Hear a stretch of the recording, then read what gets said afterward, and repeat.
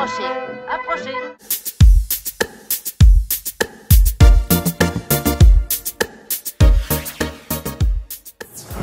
Il me manque. Oh, si tu savais comme il me manque. Regardez-moi bien, vous tous qui savez tout, et ne dites rien. Vous serez tous punis de votre apathie, vous m'entendez? Ma bien chère amie, que vous avez été bonne et que votre intelligence... Bonjour. Bonjour. Alors donc, Lola et Hélène Zidi. Oui. Pour Camille contre Claudel. Oui. Voilà. Je suis un fan de Camille Claudel. Je suis fan du musée Rodin. J'ai à peu près vu tout sur Camille Claudel. J'ai lu plein de choses différentes. Et j'adore ce que vous avez fait aujourd'hui sur scène. Merci énormément. Je voulais vraiment vous le dire. Vous êtes parti sur quoi pour vous? Alors, bon, j'ai fait un an de recherche. Je suis allée à Montevergue, là où elle a été enfermée. J'ai lu énormément de livres, de reportages, d'interviews. J'ai vraiment creusé pendant un an. Et après, j'ai pondu la pièce pendant 4 mois.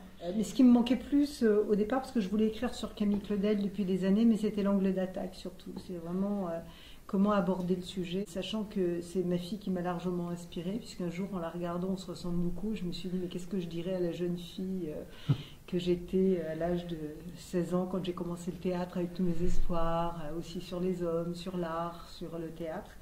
Et du coup, je me suis dit, mais bien sûr que tu l'as ton angle d'attaque. Et voilà, tout est parti de là. Et en plus, on s'est fait un très beau cadeau de jouer ensemble. Ça donne beaucoup de sens professionnellement et d'une manière privée. C'est-à-dire qu'on arrive à mélanger des plaisirs incommensurables de jouer ensemble. Pour moi, la pièce démarre vraiment quand vous vous dédoublez toutes les deux. Et cet angle d'attaque, pour moi, c'est celui-là, véritablement. Il est magique. C'est vrai qu'on se parle souvent et on se dit, mais mon Dieu, parfois on se revoit jeune. Et je trouve ça toujours très émouvant de se transporter comme ça et de se dire, waouh, j'ai changé, la vie m'a changé, la vie m'a façonné. Et de voir ce qu'on est devenu par rapport à ce qu'on était, c'est fort, quoi. Mais après, je pense que le fait qu'on soit mère et fille, il y a un mimétisme qui ne s'invente pas. C'est-à-dire qu'il y a un truc qui est de l'ordre du cordon ombilical, quoi. Oui, on a une façon de respirer, une façon de s'exprimer où on est très, très, très reliés, très proches. Donc je pense que du coup, forcément, j'ose croire que le dédoublement fonctionne, du coup. J'avais vu que vous fonctionniez parfaitement bien ensemble. Je ne savais pas que vous étiez mère et fille. Ça me touche encore plus maintenant, j'avoue. En fait, on devrait peut-être le dire plus souvent. Mais là, c'est fou parce que les gens nous disent, savoir. les gens ils nous disent, quand on le sait dès le début, c'est encore plus touchant de savoir que c'est la mère et la fille sur le plateau. Moi, ça ne m'a pas empêché d'adorer la pièce, de ne pas le savoir, parce que votre duo fonctionne véritablement bien. Je me suis dit, ce sont deux comédiennes qui ont vraiment travaillé sur... Elles ont vraiment les mêmes cheveux, enfin... Je me suis dit, poser... T'as bien bossé, hein. Oui, c'est ça. Je me suis dit, elles ont vraiment bossé sur... Ça arrive qu'on nous demande si on est sœurs. Arrête, c'est vrai. Mais en tout cas, vous fonctionnez merveilleusement. Si seulement. La scénographie est très très belle.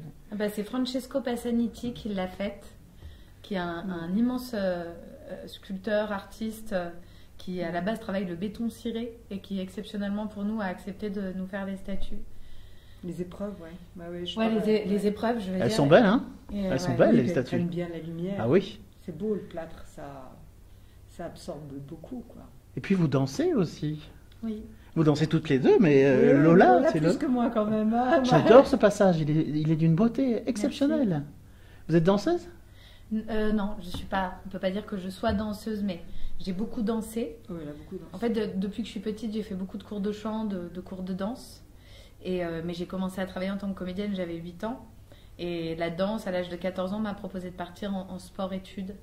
Et j'ai pas eu envie, parce que j'avais déjà la passion de la comédie, d'être actrice, et j'avais peur que ça me dévie de partir vraiment en sport-études. Mais j'ai toujours continué après à danser, à prendre beaucoup de cours de danse. Clairement, c'est la deuxième grande idée pour moi, parce que la danse sert de... Un peu, vous savez, comme le fil de l'eau dans les films de Renoir qui disent, voilà, le temps passe. Je trouve que là, ça raccourcit le temps, en fait. Et puis, avec la danse, j'arrive à montrer le rapport sensuel entre Camille et Rodin, parce qu'on oublie quand même que c'était deux grands sculpteurs et que leur rapport est extrêmement fusionnel. Et on connaît Rodin pour toutes ses aventures avec ses modèles. Et Camille et Rodin, c'était explosif. Donc oui, des avortements, oui, des abandons d'enfants, etc. Forcément, à une époque où les moyens contraceptifs n'existaient pas. Donc ça me permettait, la danse, d'amener ce côté charnel et sensuel. Que la matière prenne forme, Ouais. prenne corps. On ne saura jamais de toute façon si elle était vraiment folle, si elle n'était pas. Enfin, on a quelques doutes. Hein. Mais Nous, on a notre réponse. Nous. moi, pour Quelle est moi, votre réponse? Justement, je voulais vous poser cette question. bah, Pour moi, nous, elle n'est pas folle. Ouais. Non, je pense qu'avec tout ce qu'elle a vécu dans sa vie, on serait devenu parano pour moins que ça. Et aujourd'hui, on n'enferme pas les gens parano aujourd'hui. On leur donne un petit traitement et tout va très bien. C'est une question d'époque et elle a été extrêmement maltraitée. Elle a quand même, pendant des années, Rodin lui a promis de se marier avec elle, de quitter sa compagne. Elle a été abîmée, elle a avorté, elle a abandonné des enfants à la naissance. Donc à un moment donné, c'est vrai que elle n'a pas été aidée, elle travaillait une matière extrêmement difficile, le Elle a marbre, été rejetée le par sa mère. rejetée. Bon, oui, je pense qu'à un moment on peut devenir parano. Maintenant, à l'époque, dans les conditions dans lesquelles les fous, soi-disant les malades mentaux étaient enfermés, je pense que si elle avait vraiment été malade mentale, elle n'aurait pas vécu si vieille. Elle a quand même vécu 79 ans. Ouais. Donc, Non, mais de toute façon, moi, pour dans, moi, dans des conditions épouvantables, Ouais. c'est-à-dire dans le froid, dans le vent. à crever de faim et tout. Non, mais pour moi, elle n'était pas folle du tout. Hein. J'aime beaucoup le moment où vous donnez des preuves de sa non-folie, quelque part. Quand vous dites, voilà, telle chose, ça a été interdit, telle chose. Je ne dirais pas, mais voilà, j'aime beaucoup ce moment-là. Ou alors on est tous fous, parce que C'est surtout que c'était un génie. Oui, c'est Et ça. à l'époque, et c'était un vrai génie, elle était précurseur. Et de, femme. De beaucoup de choses, et femme. Ouais. À l'époque, les génies précurseurs, ça dérangeait déjà. Alors imaginez un génie précurseur, femme, mais il fallait l'enfermer, quoi. Ouais. Et elle allait faire de l'ombre à Paul. beaucoup d'hommes, Ouais. et notamment à Paul, qui était aussi un génie dans sa famille, mais qui allait beaucoup déranger parce qu'elle était très très très libre, Camille, mais très libre. Et ça il supportait pas. C'est pour Elle avait un comportement libre, une liberté de penser, elle dérangeait, elle était anticonformiste, dans une famille conformiste. Enfin, vraiment, oui, c'était un modèle. Non, c'était un hein, sacré c'est bout de modèle. femme, hein. Et puis tenace et persévérante et avec un caractère bien trempé, sinon elle n'aurait jamais pu faire le métier qu'elle a fait, qui était effectivement un métier d'homme, comme on le dit. Ce qui est le comble, c'est qu'encore aujourd'hui, au musée Rodin, elle a une toute petite pièce à Mais elle. maintenant, elle a son musée. Mais Oui, mais nos gens. elle a un Mais on très en parle bon- très peu. Il faut y aller d'ailleurs parce qu'il est magnifique. C'est magnifique.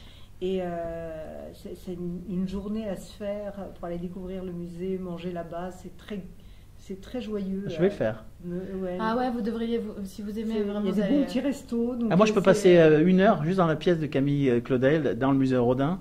Ah Juste. bah là, en allant dans son musée, vous allez vous régaler parce que c'est Reine Marie, la nièce, la petite nièce de Camille Claudel, qui a complètement participé, qui a fait en sorte que Camille soit reconnue. Parce que il y a encore pas si longtemps que ça, les œuvres de Camille valaient rien. Et il y a 30 Elle qui a tout ans. rassemblé. D'ailleurs, elle est venue voir la pièce. Ouais, elle nous elle soutient nous a énormément Ah oui. soutenus, ouais. Elle adore la pièce. Et Et c'est elle qui a vraiment mis en lumière. mais on se bat, hein, nous. C'est Elle reste c'est encore important. subversive, Camille Ouais. Claudel, Oui, complètement. quelque part. Je le sens, hein, je le sens bien. Et on se bat comme elle. Et on lâche rien. Non. Je me suis dit, mais en sortant, mais c'est dingue parce que c'est complètement d'actualité. On parle ouais, encore d'une oui. femme qui se bat contre l'adversité, contre les hommes, pour Ouais. exister. Bah, avant balance ton porc, c'est balance ton Rodin, quoi. Non, mais Et c'est ça aurait dingue, pu hein. être Oui, parce ça, qu'il était très manipulateur. Ouais, même s'il l'aimait très fort, mais puis Très ça- charismatique, très Ouais, puis manipulateur, très société, pervers. société patriarcale, où c'est les hommes qui ont la place, qui ont la part belle, où si t'es pas à la maison en train de faire à manger et faire des enfants. Camille était très entière et très idéaliste. Et elle y croyait vraiment à l'homme de sa vie. Elle pensait qu'il allait tout lâcher pour elle. Et elle s'est détruite. En fait, elle s'est laissée dévorer par son art, par la sculpture et par l'amour. Hélène, vous avez mis en scène également? Ouais. Oui.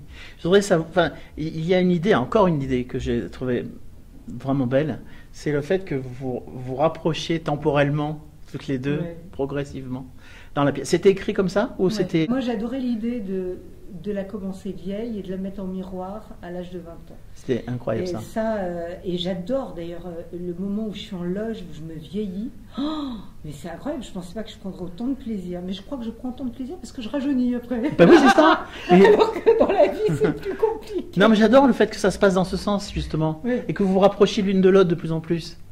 C'est Juste très au beau moment ce moment-là. Où elle est enfermée, quoi. En fait, le film avec Isabelle Adjani et Bruno Nuiten traitait de Camille jusqu'à l'enfermement, Mhm. toute sa jeunesse. Après, il y a eu le film avec Juliette Binoche qui traitait de l'enfermement. Et moi, je me dis, mais ce serait formidable d'avoir Camille jeune et Camille âgée en même temps sur le plateau. Ah, mais c'est marrant. Ça, Ouais. j'aime ça. Et en plus, pour moi, ouais. c'était tellement fabuleux ce que tu me proposais parce que moi, je traverse, à part après quand elle est enfermée, mais il y a cette image de cette jeune fille qui a 20 ans, qui est pleine d'espoir, qui est amoureuse Comme on l'est tous, hein, quand on a dans 20 ce ans, truc, et puis tout d'un coup, au fur et à mesure de la pièce, elle sombre, quoi. Ouais, c'est un Roland d'or. Ah ouais, c'est un Qu'est-ce qu'on sublime aime cadeau, jouer, ouais. Camille. Franchement, c'est Merci. de jouer une... Oh, bon. Je suis tellement heureuse. C'est Un vrai cadeau parce que jouer une telle femme qui défend de telles idées, qui est aussi talentueuse, qui est combative, révoltée, ivre de... Elle avait un caractère bien trempé et elle refusait, et à partir du moment où elle a été enfermée, elle a refusé de toucher la matière. c'est incroyable. Hein. Il lui mettait de l'argent dans les mains, elle ne touchait pas. C'est dingue. Ils n'ont jamais réussi à la faire sculpter. Et ben, c'est un cadeau du ciel, quoi. Avec de belles chorégraphies, avec une Mm. musique magnifique. Ouais. J'ai adoré la musique également. Les costumes sont très beaux aussi. Ouais. Oui, et C'est- puis là, ils ont vécu, donc ils font vraiment... Ouais, ils sont- Et ça fonctionne. Oui, on a les corsets, tout ça. On a vraiment essayé d'aller au plus proche de l'époque, quoi. J'adore quand vous avez vos deux parapluies toutes les deux. Je dirais pas à quel moment, mais j'adore ce moment-là. C'est peut-être ce moment-là où je me suis dit, c'est peut-être la mère et la fille. Parce que là, j'ai senti une communion totale en fait entre vous deux, cachés derrière vos parapluies. Ah ouais, c'est ma fille aînée, ouais. J'en ai deux autres. Hélène, j'ai envie de vous dire quelque chose. J'ai mes deux comédiennes favorites à Paris, qui sont à peu près dans votre génération, à peu près. Hein. Attention. Non, à peu près, à 10 ans, je sais pas. Mais Béatrice Agenin Ouais. et Frédéric Lazzarini, Hmm. c'est deux comédiennes que j'adore. Et vous êtes partis maintenant, vous êtes ma troisième comédienne favorite. Formidable, faudrait qu'on joue une pièce toutes les trois. Ah, ce serait sublime.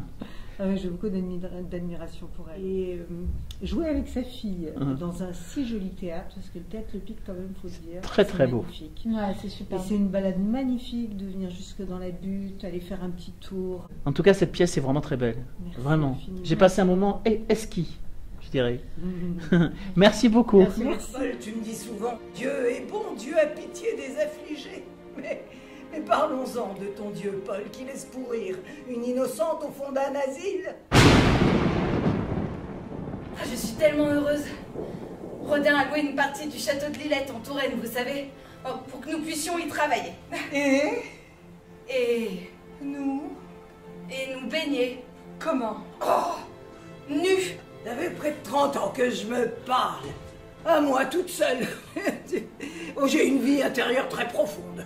Je suis tellement heureuse de travailler pour Rodin. Alors pourquoi tu veux me gâcher ce plaisir? Pourquoi? Fais attention, Camille, Rodin et sa clique Non, vont s'emparer de non, ton tu vas arrêter activité. avec Rodin. Je ne veux plus t'entendre. Ils me volent mes modèles, mes schémas, mes dessins et mes croquis. Ils me manquent. Si tu savais comme il me manque. Regardez-moi bien, vous tous qui savez tout, et ne dites rien. Vous serez tous punis de votre apathie, vous m'entendez? Ma bien chère amie, que vous avez été bonne et que votre intelligence me plaît. Je sens qu'en vous voyant, il y avait une fatalité que je ne pouvais fuir. Je suis malheureux de votre peine, vous le pensez. Vous serez heureuse, prenez patience. Tout se paye ici. J'ai été payé de mon travail, je paye mes fautes et ma douleur continue est un exemple frappant.